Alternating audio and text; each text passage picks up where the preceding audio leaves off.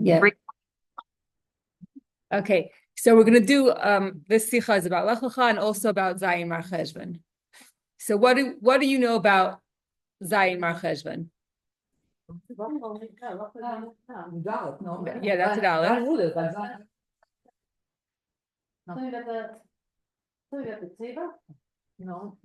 I think that was good. But the mama started two Zayin pages, so it's not Yeah. two Zayin question.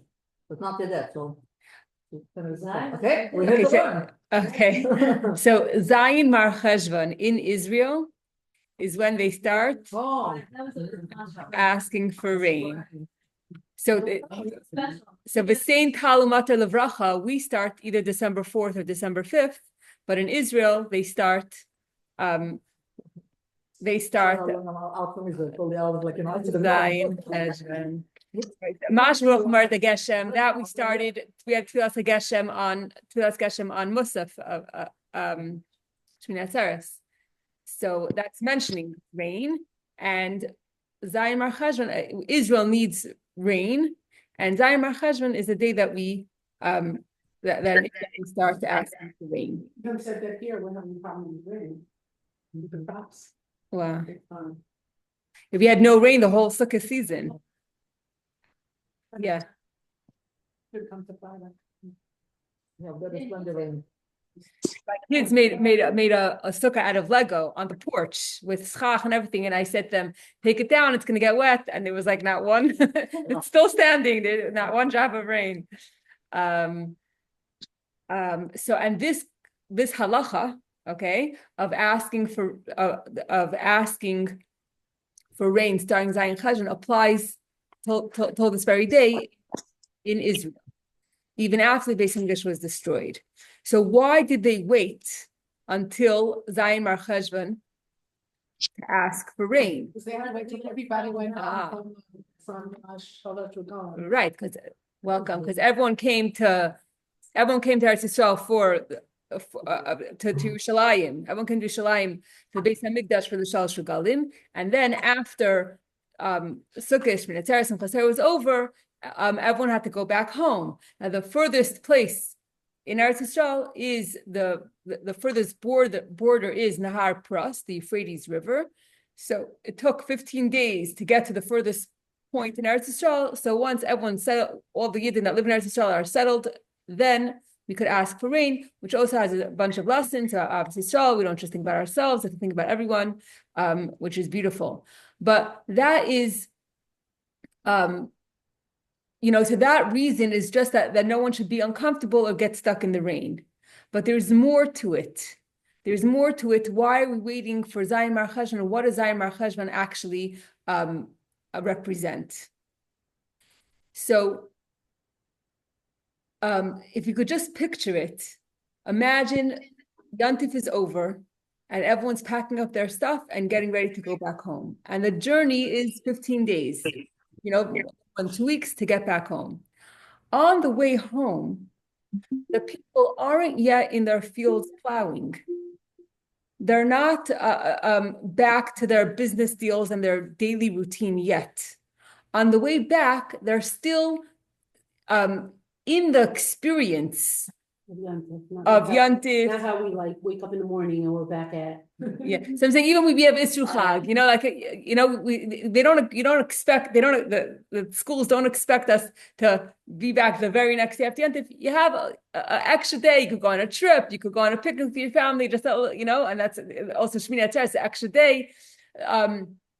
Hashem wants us for an extra day, but we it's not like we immediately bounce back to the regular daily grind, but rather on the journey back home, there was still the excitement and the inspiration of Yantif, especially in the Beis Hamikdash, where there were all these miracles and the Kayanim, the Leviim, and everyone doing their thing. It was still very much alive on the way home.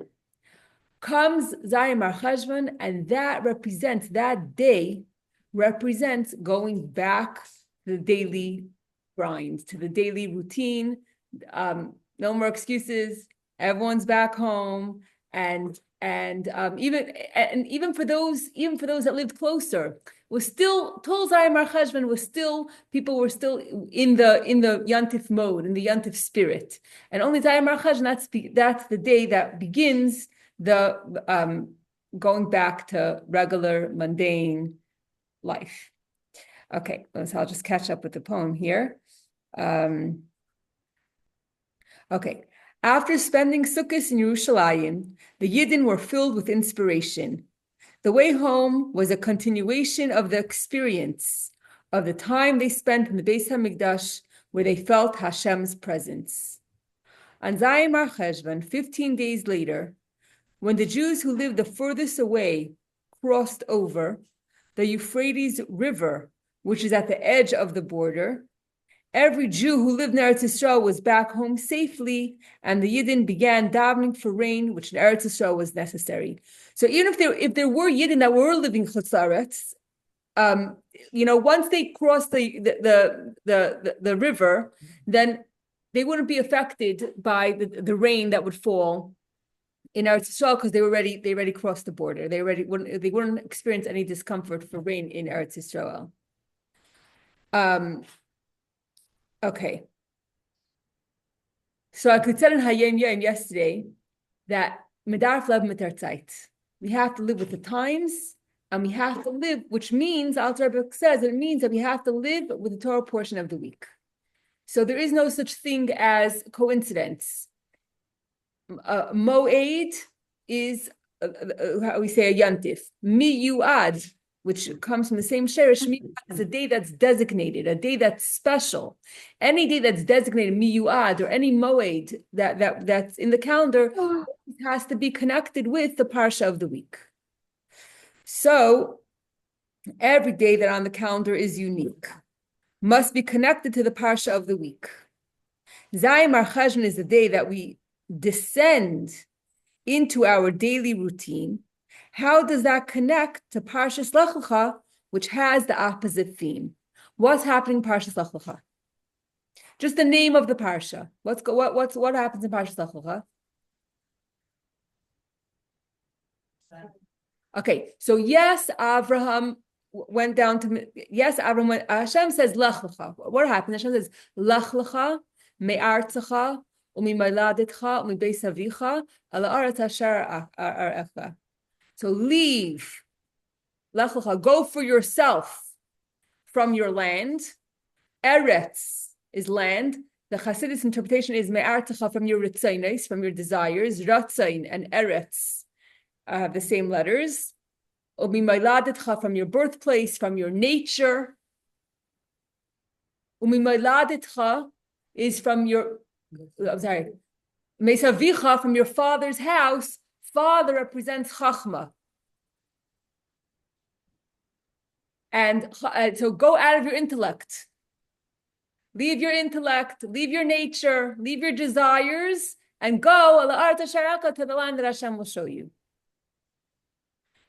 And yes, it's true that Avram does land in Mitzrayim, but that's a side story. I mean, there was plenty, After he came to Israel, then we went to. Right, so he went to Israel, then he went to Mitzrayim, then he went back to Israel. But the whole parsha is about Abraham ultimately leaving Haran and ending up in Eretz Yisrael, where he accomplishes an unbelievable thing, which we're going to see what he accomplishes, which was so much more greater than anything that he could do in Haran. So ultimately, the Mitzrayim was a detour. It was because it was a test and there was a hunger. It was a detour, but ultimately, just from the name of the parsha, the name of the parsha is Lech Lecha, is to ascend, to go.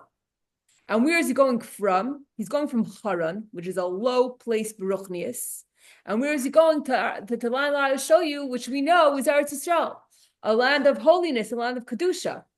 So Zayim Mar Cheshvan is leave Eretz Yisrael, leave Yerushalayim, leave the Beis HaMikdash, and come to your regular, mundane, daily life and routine. But the parsha is the opposite. The parsha is Lech Lecha, get out of the pit, get out of the the mundane. Get out of the, what is it? Your comfort zone. You were telling us you're just get out of your head.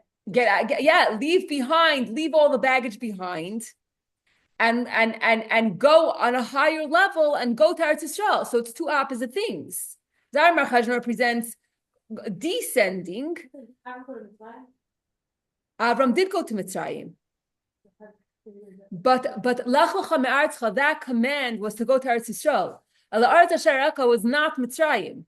He went to Eretz Yisrael. Then there was a hunger, so he went to Mitzrayim, but then he went back to Eretz Yisrael. The focus of the parsha is Eretz Yisrael, and the concept of Lech Lecha is to ascend, to go up, to leave a place of lowliness and go to ascend to a higher place. And we find that the Zayir Marchazon is the opposite. We're going from a high place to a low place, while Lech Lecha is going from a low place to a high place. So and very interesting, many Yom Tovim, right? It varies which parsha they're going to be in. It's a leap year, it's not a leap year. It's not always the same. But Zayir Marchazon will always fall out in the week of Parshas Lech Lecha. So there has to be a true connection between them. Okay. In Parshas Lech Lecha, the opposite is true. Hashem commands Avram Avinu to leave the lowly land of Canaan and go to the place that Hashem would show. It's a story of ascent to the holy land of Eretz Yisrael, we know. Okay, so since you've all been learning Chassidus for such a long time, try to give an answer. Try to give an answer. How can we answer this? How can we answer this dilemma? Going into extra working the land, that's also physical routine, mundane, quote unquote, elevating it. And that's what we're doing now. We got the Beis Hamikdash, we got the inspiration, and now let's put that into elevating the mundane. Yeah. Wow. Yeah. So by learning Chassidus, it's no surprise. It's no surprise. Others. Thank you, sorry. Yeah. I really did. I had an inspiring way. It was all your and then Connie, I was telling Connie a different story that I had, and she was riling me up. She's like, "Why didn't you say something?" I said, "No, because I already." You know, when you commit to something, it's so interesting because when you commit, my first story happened like right before Yom Kippur, right? And when you commit to like not letting everything hurt you, and then you like one story leads to another, and I was like, "Why are you doing that, Connie? Right? Yeah, I made a commitment. I said, I'm not going to get hurt." So okay? I said, I was sure. Okay Yeah. because I was very upset. I didn't hear Suri's speech, and I was very upset about it. No, and then I called you back and he said, Suri said something that inspired me. And that was it. Thank you. Then we kind of closed it. You never know what to say. Amazing. The effect on people. Yeah. So we know from Chassidus, you see, because when you learn Chassidus, your outlook, your perspective changes. So we know that we have a mission, we have a goal. The goal and the mission is not to just sit and bask in the light of the Beis Hamikdash, right? Just like the neshama in Shemayim.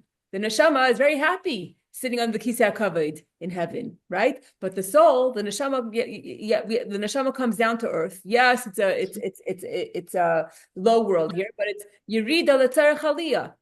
The neshama comes down to this dirty world. Why? Because it has to elevate the physical, and we have to make a dir b'tachtonim. We have to make a dwelling place for Hashem. We're here on this earth, we're not here for. It's not about me and my reward and my brownie points, but rather we're here to serve Hashem. What does Hashem want? Hashem wants a dir b'tachtonim. So yes, when we come to the Beis Hamikdash, we come to be seen, and we soak up inspiration from to last us all year, or last us at least till the next one of the Shalosh Regalim. But ultimately, the purpose, the goal, is to go back home and in our routine and in our physical life to use everything for Hashem. So that's the That's the answer that's the answer that we could suggest from learning Chassidus. This would be the Hasidic perspective. Okay, so okay, we can suggest that returning from the Beis Hamikdash is a positive thing. It is an ascent. Go for yourself. Go for yourself is Lecha. Go for yourself. It's an ascent to make this physical world into Hashem's dwelling.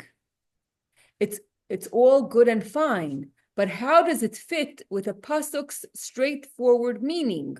Go for yourself was fulfilled when to Eretz Yisrael Abraham was going. Okay, so we can't go away from Pshat, just like we can't go away from Halacha. Pshat is that Avram was going from a low place to Eretz Yisrael. And as much as you want to explain and say that going to do your mission, it's an ascent, it's a Lecha, it's progression, this is what we have to do, this is our mission, that's great. But still, we're going from the Beis Hamikdash to our regular mundane lives. How we need another layer. We need more depth over here. What is the connection between Zaymar Cheshvan and Parashas Lecha, when Lecha is, according to Pshat, going to Eretz Yisrael, ascending to Eretz Yisrael, ascending to a holy place, and Zaymar Cheshvan, Zaymar Cheshvan is about going back to our life. So yes, our mission is great, but according to Pshat, we need more. Okay, so how are we going to understand? How are we going to answer this? How are we going to understand the connection between Zaymar Cheshvan and Lecha? It's through a mashal. Why don't we do mashal on Zion and Zion Cheshvan? Why do we do December 4th up there? That's a very good question. Someone posted an article about it. I didn't read it, but I will forward it to the group or hold the question after the class. Rivki Slanim posted it on the Project of the Sichos women's group, and we'll read it and we'll figure out why December 4th and 5th. What's that all about? I don't know what the reason is. So there's an article on it? There's an article about it. I could post it. We could read it. Let's just do the Chassidus part, and then we'll go back. That's a very, very, very good question. Okay. So to understand the connection between Zaymar Cheshvan and Lecha, we're going to give a mashal between an employer who employs an employee versus a shliach, an emissary. What is the difference between a worker, an employee, and an emissary? What do you think is the difference? An emissary is an extension of the person that's under my mission. Okay. Excellent. Okay. So a shliach, an emissary, we say shluchai shel adam k'moisei. If there's a person that if he wants to give a get or marry someone, which is something that only he can do, he could hire a shliach to do it for him. Something that's his personal obligation. He could a shluchai shel adam k'moisei. A shliach is an extension of the mishaleach, of the sender, and he could do what needs to be done on behalf of the sender. And that's what we call shluchim, the shluchim of the Rebbe, who they are, wherever in every location on the globe where they are, and a shliach has to feel like he's one with the mishaleach. He has to remember who's sending him, and that anything that he does, a shliach is the hands and feet of the mishaleach to actually get the thing done, to actually put on tefillin with someone, to actually light Shabbos candles with someone. But and that's why the secret of the success of the shluchim is that they're connected to the mishaleach. Because if you're not coming on your own merit, you're not coming on your own, on your own. It's not your success. It's not your success and it's not your talent. The Rebbe took regular, simple people and turned us into leaders. As long as we're connected to the Mishaleach, as long as we know who our sender is, and we're true and we're true to that, then again, it's not our success. It's just an extension of the Mishaleach to go to that corner of the world and to actually,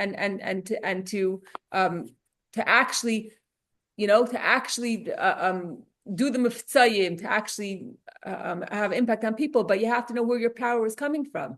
And so there's so many, I've shared our own story many times, but I'm saying take a young couple, moving on shlichus with no salary whatsoever, and the fact that it's over 20 years and we're here, it's not due to our personal success. It has nothing to do with it. It was pasha miracles every step of the way, that you take a couple with a one baby and another baby on the way with no salary, and to just don't know anyone, to start from scratch, and to not just to survive but to thrive in such an unbelievable way. That is only with the koach of the Mishaleach. And as long as you're connected to that, then it's not your success. And that is the secret to the success of the shluchim, is that they are connected to the Mishaleach. And also very interesting, in the mashal that I mentioned before of the coals and the pearls, the Hasidus is compared to coals and to pearls. So that's a very well-known mashal. But in the Sichon of Yotes Kislev, it goes into detail about this mashal, and it says that when you're mining for coals, there's a leader who gives you instructions, and you have to listen. You have to listen to the instructions to the T in order to mine, because it's very dangerous. And if you take one wrong step, there could be great casualties. So the one who's telling you where to mine, that's the leader. That's the Rebbe. And when it comes to pearls. And both where are the pearls found?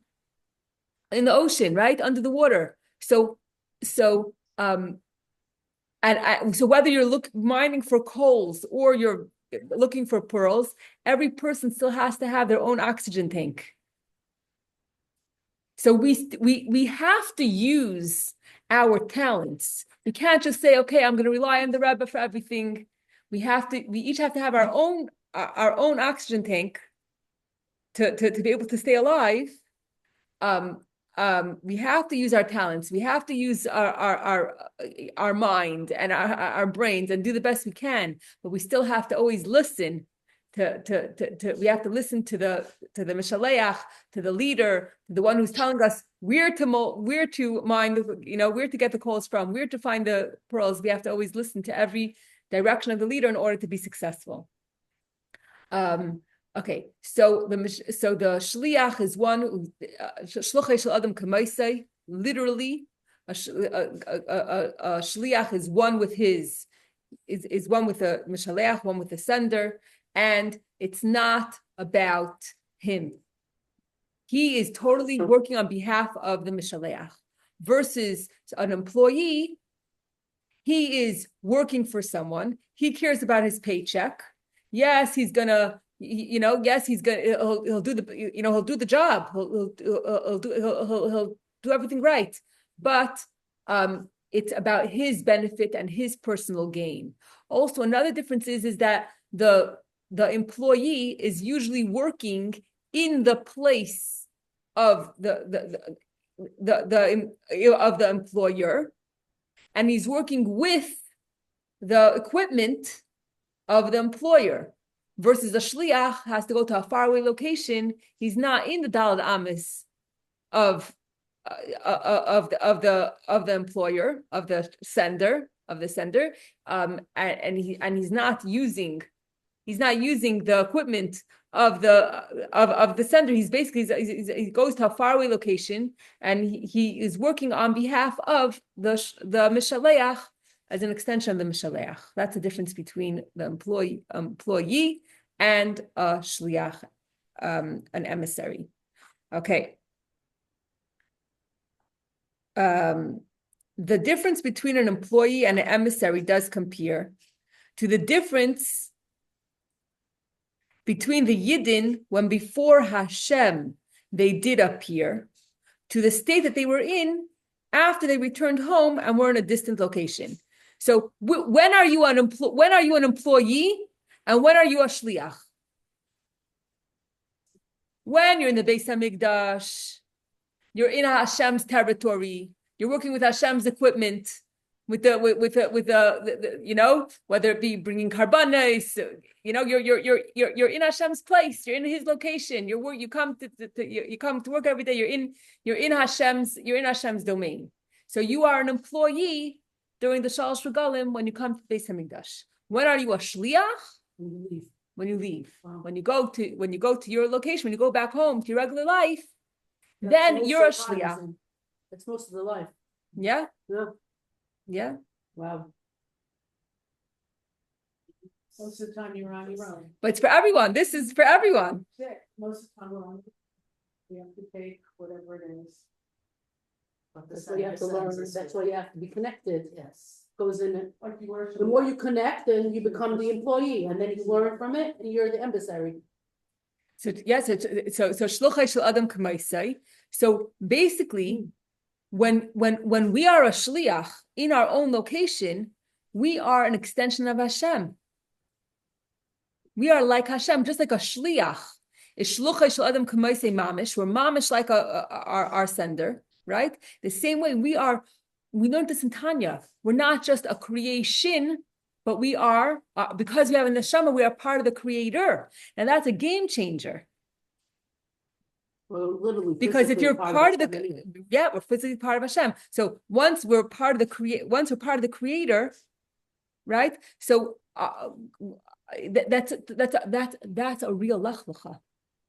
That's a much higher level. When you're in the Beis Hamikdash, relatively speaking, you're a creation. You're experiencing the light. You're experiencing the revelation. You're a human being. You're experiencing the beautiful, the inspiration of the Beis Hamikdash.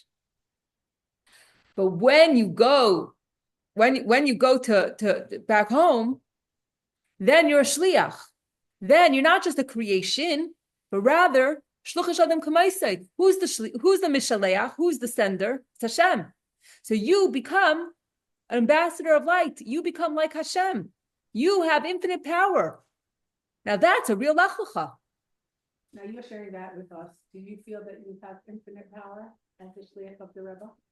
Or you really deep down think you represent me? I'm just.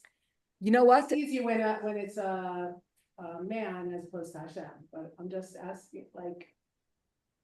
So the answer to the question is that the truth is the truth. A shliach is one with a mishaleach and has the power from the mishaleach 100%. I can't tell you that every single minute of every single day I tap into that. But when I do, when a child, what I'm saying is we're really tapping into Hashem. It got a little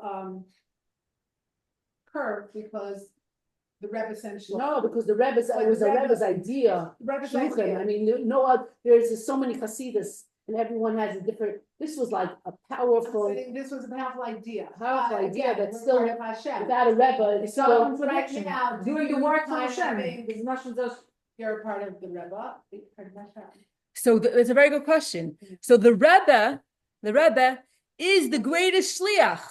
He teaches us what does it mean to be a shliach, because a shliach is someone that doesn't have his own agenda. Amazing. It's not that a shliach. It's not that in other religions you have a middleman to connect you to God, but a rebbe is not a middleman to connect you to God. Rather, the Rebbe is Transferring. Showing you the light. showing you the way. It's not. He's actually doing it. He's also doing it, and he's teaching you. Yes. And then if you keep connecting, it's amazing that so many years the Rebbe's not here. He didn't even have what do you call it? Like a successor, and it's still working. It was never about connect yourself to me. It was about connect yourself to Hashem. It was always we have to make a deal for Hashem. So the one who's the most batal to Hashem, the one who's the most who exemplifies what a true shliach is number one the Rebbe.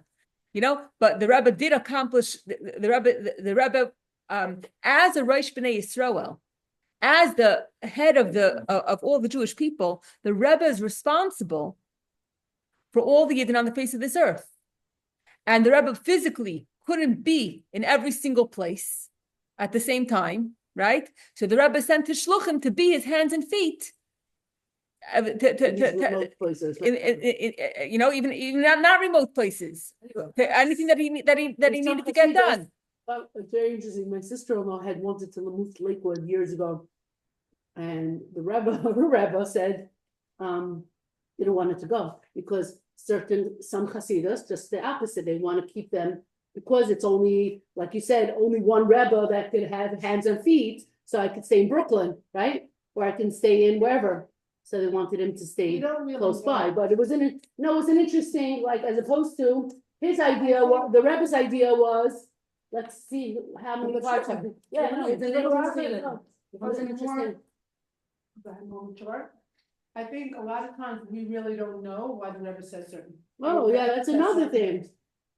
That person might have interpreted they wanted me close. Maybe that Rebbe had an intention that the school system is not going to work well for her children. Well, no, whatever. Next thing happened that she moved to Florida. Yeah, for and sure. No, it's not the same sister. It's not actually not the same person. Okay, but whatever it is, maybe she had to live somewhere else because that's better for her and her husband. Right? No, 100%. But I'm saying that it's I have different. one small short story, and it's a typical Rebbe story, but it happened with the closing of the Rebbe. Somebody wasn't feeling well on Yom Tov, and he told someone to go with him to this particular doctor on Yom Tov. Okay, so he had like stomach pain or some kind of pain. So they went, and the doctor said, "You're fine, everything's good, just go home." And for whatever reason, they were able to go home. I don't know if the car was waiting outside, whatever. Comes downstairs, and there's a policeman there, and he says, the doctor changed his mind. I have to take you to the hospital. He goes, but he just goes, yeah, but he changed his mind. And then he took some x-rays when before he sent him home.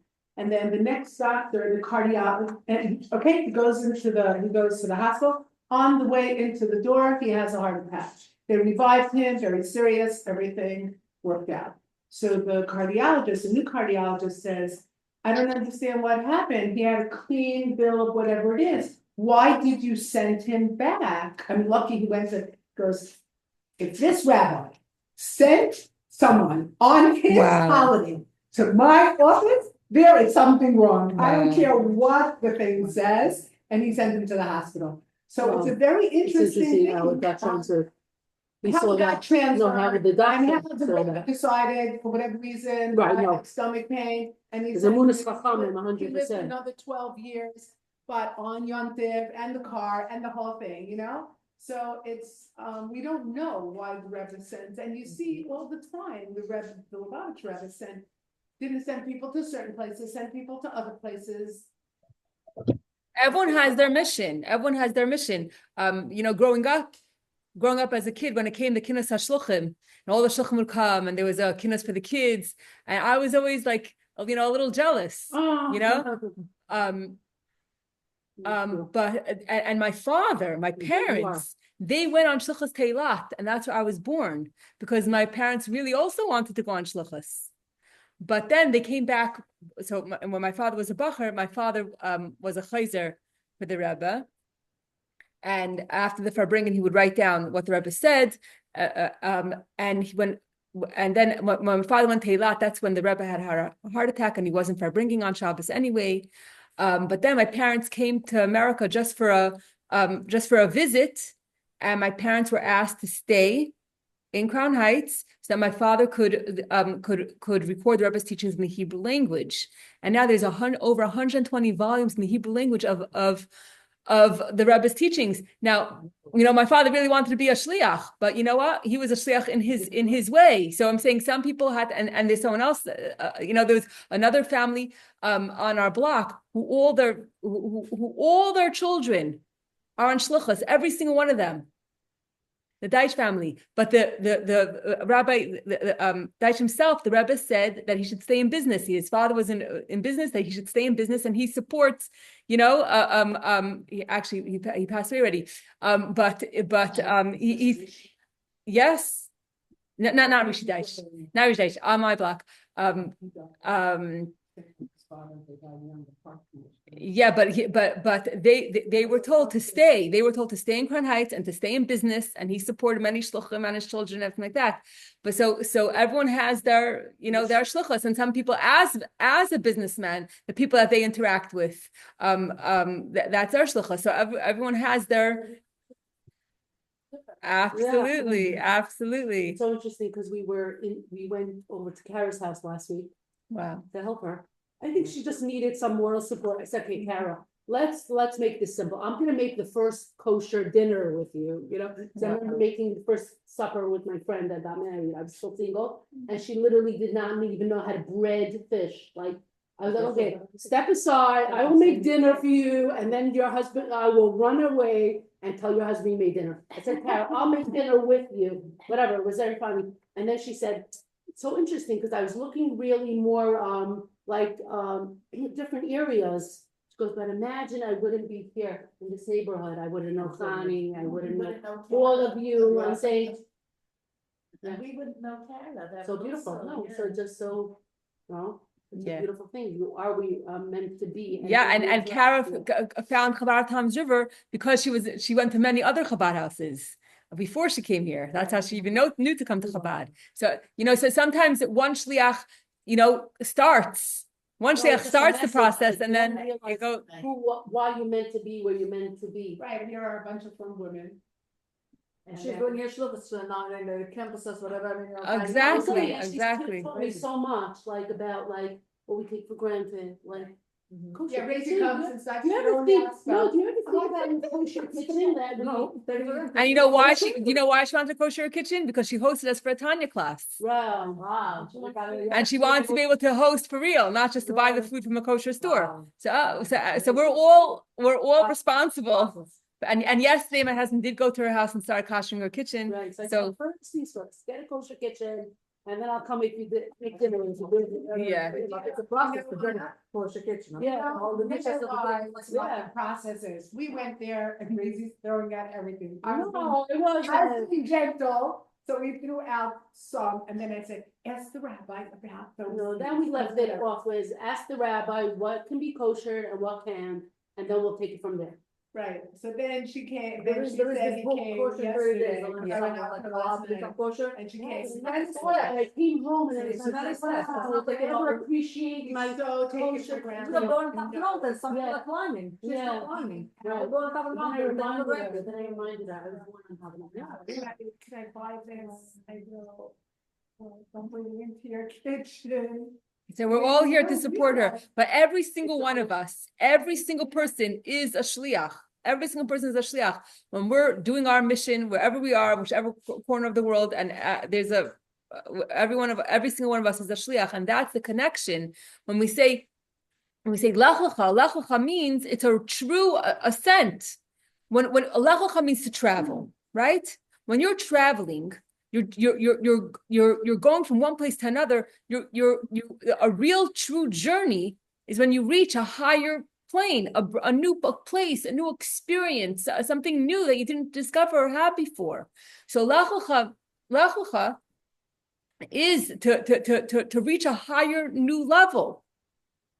So originally we said, okay, it's all good and fine, but the Avram, he actually went to a higher new level in Eretz Yisrael. And what about us? We're going back to our regular life. But no, once we understand, so we could say, okay, it's really our mission, that's great. But still, according to Pshat, we still asked the question again. We still weren't satisfied. But now that we understand the difference between an employee and a shliach, the difference between an employee and an emissary, and you understand that an emissary is in a higher level, whole new level. You can't compare an emissary to an employee who's just worried about his paycheck versus a shliach who never gets a paycheck, doesn't have a paycheck. That's a side thing. But a shliach who's an extension of the mishalech, there's no comparison. Of course, the shliach is on a much higher level. So Lecha has to be a higher level when you're a shliach, when you're away from the Beis Hamikdash, when you're in your Lech, in your location, wherever you are, in your in your home, and you're a shliach. not just when you're home, but when you're home as and a shliach, right? Then that's a true lechucha, because you're one with the mishalech, and I can't compare being a creation to being an extension of the Creator. Being an extension of the Creator, you have infinite power. So to go back to your original question, when a shliach could be having a hard day, or they need to pay their mortgage, or whatever it is, and they're freaking out. As soon as the shliach realizes who they are and taps into that power and says and realizes that they're a shliach of the Rebbe, and they're both. It's true. You're a shliach of the Rebbe and you're a shliach of Hashem. It's one and the same. But ultimately, the Rebbe is the one that sent you, and we turn to, we could go to the Ayel, we could write a letter to the Ayel and say, Rebbe, I'm your shliach, I'm your hands and feet. I need a bracha for whatever I need. And when we tap into that, we actually see the brachas in an incredible way. We were in Shanghai, China, when Mushka was a baby. She was 3 months old, so it's 22 years ago, and they were living in a very nice house, villa, with a few floors, and obviously the rent was, the Chinese people live like in one room shacks, and the foreigners live in very nice places. Still living like that in other places. Yeah. And it's a Chabad house, a few floors, and these random girls in the airport. They were from England, not Jewish, but I love it, just seeing how people like, and they were like, oh, you grew up in in New York, and I don't know why I ended up telling them like we're so many kids in the family. I don't usually tell for sure not Goyim, and she's like, oh, like you lived in a house like, and imagine like Home Alone. People like New York was like everybody lived in mansions like Home Alone, and I'm like, I started laughing. I said, I think I lived more like Home Alone in Tom's River than I ever did with that many people. It's just so funny. I was like cracking up. Okay, so I think the rent was like $5,000, something like that. And came the end of the month, and they looked at every pushka, and they took all the money from all the pushkas, and there was no way they were going to pay they didn't have $5,000 to pay the rent for their Chabad house. And I believe this is a story. The shliach, maybe he had mileage, I don't know. He went to the Ayel. From China to ask for a bracha to pay the mortgage. While he was by the Ayel, while he was in New York, there was a knock on the door, and there was some Jew that needed, I don't know, kosher food, whatever it is, and he ended up being a huge philanthropist and helping them in a tremendous way. And I gave him a tire. I don't know what. There was a whole big story, but the shliach had to pay the mortgage. He couldn't do it on his own. He said, Rebbe, you sent me. You're the Mishaleach. Help me out. And the Rebbe came through. But we have to when we have to connect. We have to connect. And I level of like. I listened to this Bitachon thing I told you. So it's also you kind of let go.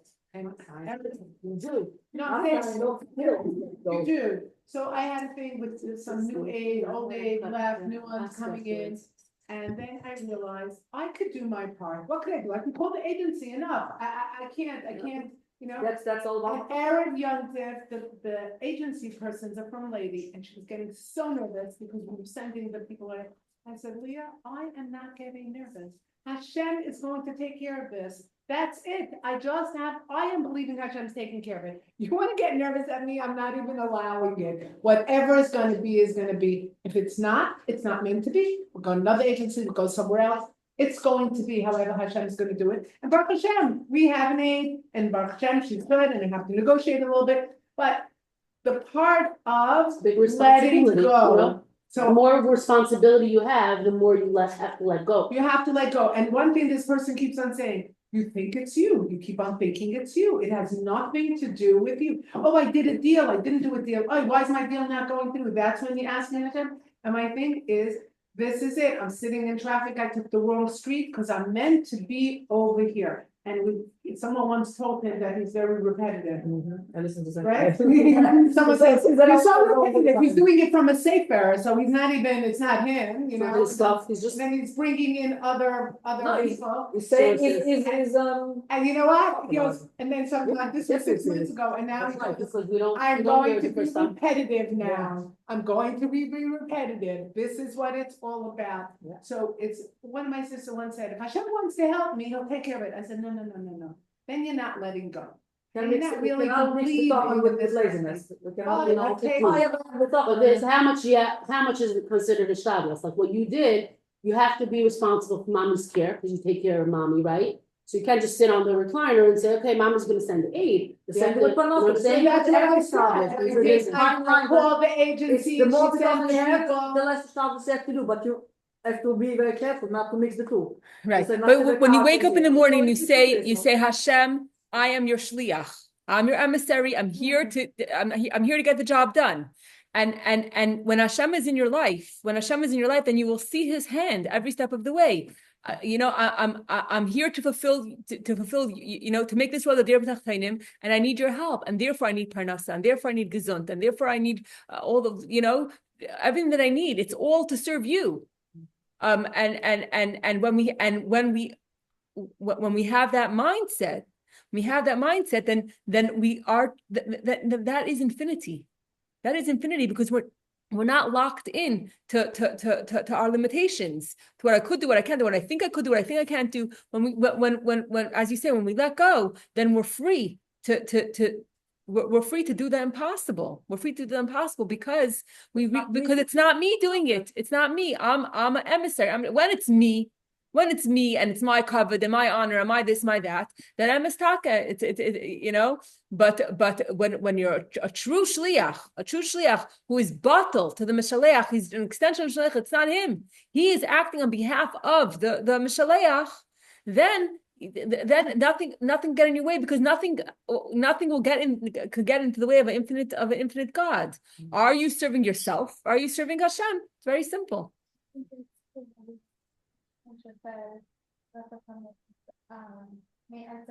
It tells you, is it for yourself, and how to do it for Hashem, because you have to go away from your away from So then you could ask why away from your intellect, because I could think, oh, this is like, I could think, oh, it's like however it's supposed to play out, but I still have an agenda. When the agenda changes and you have to accept it, Then it plays differently. Right. Yeah. But When that's you really the agenda, somebody else in a house business, I said, I'm exactly where I'm supposed to be. So if I keep on really believing it, that's it. And then all of a sudden, this one calls me and said they want something, this one calls me, or they don't, and it wasn't meant to be. Or it wasn't meant to be for this end of year, December 31st, and it's meant to be for January. No, but we're certainly saying something different. What I heard is that, let's say with kind of children, right? Like I have now a married son, right? So sometimes I think I did something that he got to be where he is, right? Like it's that fine line of you doing Hashem's ratzon, and and then I don't remember how it detoured. I forgot about that, But I'm saying, but in the end, I can maybe say it's like a fine line, because when I look at him, and sometimes I don't want to take the credit, but I want to enjoy the credit. I want to enjoy Right, so it is a I wanna fine enjoy line, it, but because it chas v'shalom, when it happens with good parents and the kid is not exactly. I'm saying that, but I'm and saying people in go, my what did I case, do where wrong? You have to say, you didn't do anything wrong. Exactly. That's That's the first thing that always they say. You know, you don't always say, say what did I do it's wrong? not. You know, It's so not that's something that why. you did. I'm saying, but She's saying on the positive. on the positive, I want to enjoy it. I want to enjoy it, but I don't want to. So a minute, the take brother credit, thank Hashem. Thank And Hashem. it's like when people say wow, It's not like, my what did doing you it, do? you know. It's like, I didn't do anything. Like You did. Hashem sent You you. did what you can, but yeah. But you're a But shliach it's of not- Hashem to raise your children. Yeah. You're a shliach of Hashem to Right, so don't take credit everything for that you do. myself. I did whatever you know. But I think you, Yeah, you say, I think you took it in a different direction. Okay, but That's what I heard. She said that's what she heard. It's all Yeah. good points, you know? Yeah. Everyone's bringing different. Yeah, but the thing is that your ratzon and your desires, your intellect, your nature are all things. This is how I perceive things, and I can't see out of my box. But when we're able to say, you know what, there is a bigger picture. There is a bigger picture, and it's beyond my nature and beyond my intellect, beyond my, it's not something that I want to do. But to step out of that, that is Lech Lecha. That actually, for you, it's actually your greatest growth. Your greatest ascent, your greatest going up, is when you're able to let go of you, of your finite humanity, and to be able to connect with an infinite God and to be a shliach of an infinite God. And then you're not, and then the impossible. The impossible could happen. I remember when you were trying to get Rabbi Y.Y. Jacobson to speak for your girls. It seemed like an impossible goal. How am I going to raise? I don't know how much money it was they had to raise. How am I $1,000? Whatever. How am I going to? How am I going to raise $1,000 for this? But when you put yourself, when you reframe it and you say, you know what, I'm not doing it for myself. You are not doing it for yourself. You are totally being a shliach for these girls. And then you know what? The impossible happened. Why? Because you let go of your finite humanity and you became, you actually were Hashem shliach to get this done. And that's why you're successful. So it's work. But and with everything, whether it comes to in every part of our life, even if it comes to shidduchim for our children, right? So you say, look, I'm Hashem's shliach to do the shtadlus, to do the best I can to help my child. Now, why am I doing this? Of course, I'm going to have nachas, but the reason is that this child should be able to build their own house. For what purpose? To make a dev tachtaim for Hashem. So that's the drive. That's the drive, and therefore I'm gonna invest and do whatever I can to help my child. Why? Why? Because I'm being a shliach. I'm not. It's not because I need my child to be married by a certain date, but it's because I am a shliach, the hands and feet, to get the job done, so that another home will be established amongst the Jewish people. So when as soon as you go into the shliach mindset, then you could be calm, you could be relaxed, you could be happy, you could be joyful, even when things don't go your way, because as long as you're plugged in, you know, you have a compass, you know where you're going, you know what you're doing. Hashem, what do you want from me? What do you want from me? I'm here to serve you. And now we're going to now we're going to take this into Avram Avinu's life. What was before Lech Lecha? Avram Avinu, on his own, with his own intellect, at the age of 3 years old, he recognized that there's a God. And what did he do? Go ahead. No, Chris, Noah also recognized, right? Not necessarily at 3, but there was a difference between them. Yeah. And so he was like, and Noach needed assistance on Hashem, won't figure it out by himself. I don't know the exact word, but there's a difference. Esther Elokim Salach Noach says Noach that with Hashem, and by Avram it says a different wording as he himself. I don't that's sometimes the people who want to talk about was like compared to his generation, he's a tzaddik, but they have to compare him to the generation. So, there's no people say this way that way, but definitely on a different level. Yeah. Also, Noach, maybe he had a education or a Jewish education. He had to educate. Maybe he was educated to about Hashem. By the time you come to Avram Avinu, the world is full of Avodah Zarah, and he's born to who? Right? He's born to Terach, who had an idol shop, right? So he's born into his father has this idol shop. He's born into a world of everything of Avodah Zarah, and yet at the age of 3, he comes on his own with his own understanding. He realizes that this world can't just exist on its own; that there has to be a creator.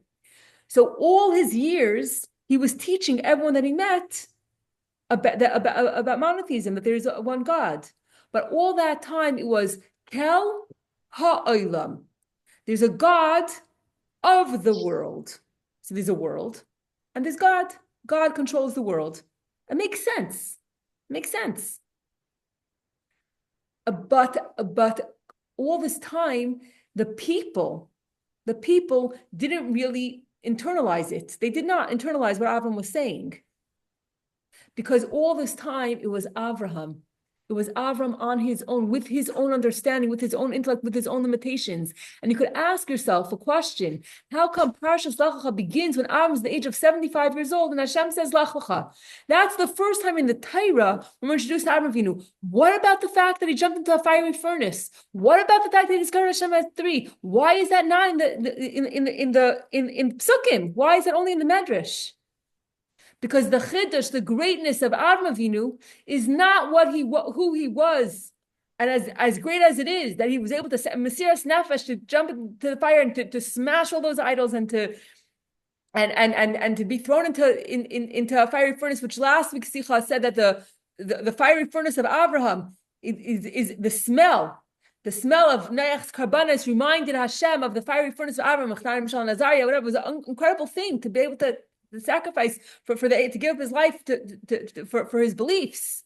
But all of that was his limited, what he came to with his own understanding, on his own. Then comes Lecha. Lecha is leave it all behind. Leave your intellect behind. There's something more than what you could as a limited human being.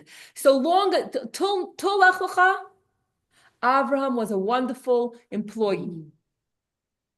You know, he was a wonderful employee. He spread the name of Hashem. He did everything right, more than right.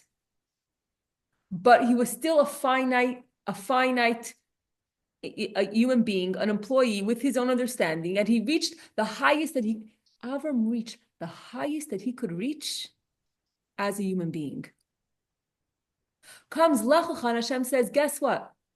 I'm taking you to a whole brand new level, something like that you had never experienced before. Hashem said, I'm going to take you to the land, I'm going to show you. Hashem didn't even tell him where the land is. He just had to follow Hashem. He had to have that faith. But at this point, Avram becomes a shliach. He becomes an extension of God. And then what did Avram accomplish? That it wasn't kel ha'olam, but it was kel olam. That God and olam could become one. And that was the preparation for Matan Torah when we are able to take physical stuff and elevate the spark of godliness inside of it. But that all began with Avram Avinu. And he had to let go, even of his intellect, as great as it was. Being an employee of God, that's amazing. But to be a shliach, to be an extension of God, then at that point, that's when he gets infinite power. And that's when everything that he taught, then the people started integrating into their lives also, and the people, they benched Hashem, and they blessed God, and that's when it actually had an effect, and people in their regular day-to-day language started speaking about God. It wasn't pre-Lecha, it was after Lecha. After he had the shliach power, then it affected the world. That wasn't just that God is a God in heaven, but God became God of the earth also. That regular human beings could speak about God. And that only happened after Lecha. And that's why everything that happened before then, when it was on his own, when it was with his human qualities and human intellect, that is not mentioned in the Torah. Because you want to have a forefather of the Jewish people, it's more than just being great. It's being divine. It's being a shliach of Hashem. And that's why, and that's why when you are a shliach and you're tapped into what it means to be a shliach, that's when you have unbelievable success beyond what makes sense. Beyond what makes sense. It's not so simple. No, like just have a shaliach mindset. Like all of us are trying to heal from like these parts of ourselves that are limiting and whatever. And here, right here, at this table, Just have a shaliach mindset. But you realize Yeah, that That's the theory, how you implement it in your life, that's the harder part. When things The are theory is- annoying you, or when it's not going your way, or when you can't pay the mortgage, then you have to say, okay, Hashem, listen, I did my job, I did whatever I was able to do. Now you send it. You know, It's not about saying, when you're it's about saying doing that, it. we make it sound like, oh, once you're a shliach, everything is hunky-dory, but don't forget that he comes to Eretz Yisrael and he has to go down to Mitzrayim. I was just teaching us that that's also part It's of not, the. it's not enough Ah, steps saying but- I'm shliach, it's still, you know, you're still Yes. invested, still looking to see how far. Doesn't mean are you that giving the everything is shliach. gonna be. but the thing is that all the challenges, you ended up with Rechush Gadol. The challenges, the hard parts in your life is because It's no agenda. Yeah. That's what I'm saying, meaning sometimes we could forget, like, I forgot that where I detoured with, let's say, I'm just like, like, I forgot that I detoured, of course I detoured. It didn't go like, oh, okay. It's like, it's a nice like- example, they say that, Detour, your detour. Shabbos food gets, like, you get repaid for your Shabbos food, Sometimes you have to think on Friday if you're stuck, or if you're not doing well money-wise. I do that, I go, hey, Shabbos is Hashem's, that's it, I just light my card, Shabbos is Hashem's, I'm not thinking about it. And when I have to pay my credit card, I'll pay my credit card, but I'm really, really thinking that way. So sometimes it's let go, and really believe it. I'm really believing that Hashem knows that I'm going to make this Shabbos as beautiful as possible with the guests and with Kara and with the people, and I'm going to have a beautiful Shabbos, and he's gonna make sure that I get that Shabbos happening. Yeah. So it's if you really, start believing that you do everything in your power to be able to do on, like you said, after 15 days, you're back to your normal self. So now you're back to your normal self, and now you have to figure out a way to keep on reminding yourself that Hashem runs the world, and Hashem's gonna run that you're gonna be able to pay for those groceries because it's Shabbos. And you're making a beautiful Shabbos for Hashem and introducing Shabbos to whoever's there. And whatever you're doing, it's your kids, look how special Shabbos is, look how special the food is, if it's your guests and you're entertaining your guests, that's special for Shabbos and for Hashem, and singing Zmiros or whatever, making it Dvar Torah. So we have to start really believing that we are the Shliachs. Where we have to. That's what it is. But also it's your circumstances, it's your challenges that are part of your mission because you experienced whatever you experienced, that wasn't a mistake. It was because those experiences gave you and overcoming those experiences gave you the tools to help other people that are in that situation or whatever it is. And your circle of friends or your family, the what you're able to give them because of what you endured is incredible. So yes, everyone has their challenges and their story, but you have to take all those parts, all those difficult parts, and realize that it's part. This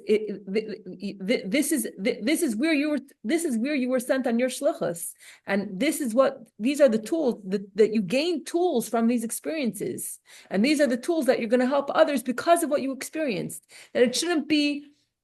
It's not for nothing, everyone in their way. The challenges are a stepping stool. For you to fulfill your mission. Have something. So let's say the agency and I let go, right? Okay, I decided I let go, whatever, and then there was something else. And it's like, it is what it is. That's it. For years, I was trying to fight it. Now I'm letting go. Right after Yontif, Hashem sent it back in my face. And I have to remind myself, I let go already. I let go. There's always more, there's always And like. now, Hashem's Hashem, what do you perfecting that. want? I already decided, I'm not hearing, I'm not doing, let everybody do whatever they want, okay, whatever it is. And now there's a new challenge, and now my husband's like, okay, let her move in with us enough. We'll redo the house a certain way, and let her just come here. But it was so amazing. I told my sister, I said, I didn't tell Hashem, I'm fine. Let it be the way it is. It's okay. I don't care. And then all of a sudden, Hashem was like, no, I'm not done with you yet. Exactly. Like 50 more years or so. It's like, bail out. All of a sudden, I'm not done. So I'm like, okay, now how do we try to do this in a calm fashion? How should it be? And whatever it is. And then sure enough, exactly, somebody came and told me that what someone else made me feel so guilty about, and she goes, you did the best you could have done, you know? So, okay, now I don't have to feel so terrible. I did the best that I could do. And now we'll have to deal with this challenge. So we all set this challenge to kind of perfect our life, and you know, every once in a while we want to tap on the shoulder that we did good things. We weren't so terrible. Also, we don't get to choose our shlichus. We don't get to choose, especially if you're a real shliach. You don't get to choose. There's a mashal, you know, there was a bus company, and every driver had their route where they had to go. And there's one driver, his route was at the outskirts of the town, and he had very few passengers.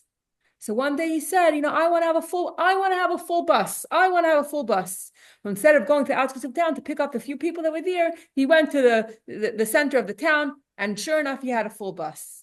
At the end of the day, he comes back to the bus station, and they're furious at him. He said that the people in the outskirts of the town, they didn't have a way to get to work because you needed a full bus. I'm saying, look, you know, this shliach, that shliach, you know, this one has this and this one has that, and look at me. But it's not about that. A shliach he's not, okay, I'm only going to go on shlichus if I have a, you know, $10 million Chabad house, you know? No. A shliach goes where he's needed, you know, wherever he's needed. That's where he has to go. It's not about that. So we all have our mission. Some of us, our mission could be, we're down this earth for 70, 80 years, just do a favor, beruchnis or begashmis for another person. That's our mission. That's why we came here. So as long as we have that mindset, Hashem, I'm here to serve you. Help me help you. Okay, let's just see if we can finish this. Okay.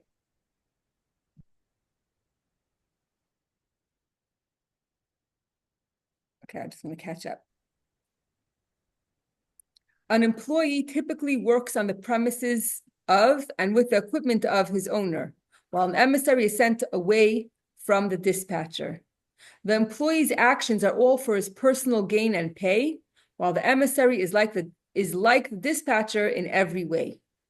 In the Beis Hamikdash, as creations, the Yidden experienced revelation at its peak. But when they returned home, as emissaries they became. They were like Hashem, so to speak. Between a creation and the Creator, there is no comparison. On Zayin Cheshvan, the avodah of being an emissary does begin. The purpose of traveling is to reach a level that is totally new. Go for yourself. Being Hashem's emissary is the highest level to aspire to. You put yourself aside and go higher to fulfill Hashem's desire. Avram publicized godliness based on what he did understand, but Hashem said, go for yourself. Reveal godliness due to Hashem's command. Once Avram became Hashem's emissary, he paved the way for the world and godliness to become one entity. The lesson for every girl and boy is that when we transition from Yantif to the weekdays, we must have joy, because we were given the opportunity to be Hashem's emissary, literally, to make this world into a dwelling place for Hashem, so Mashiach can come speedily. Wow, beautiful. Wow, beautiful.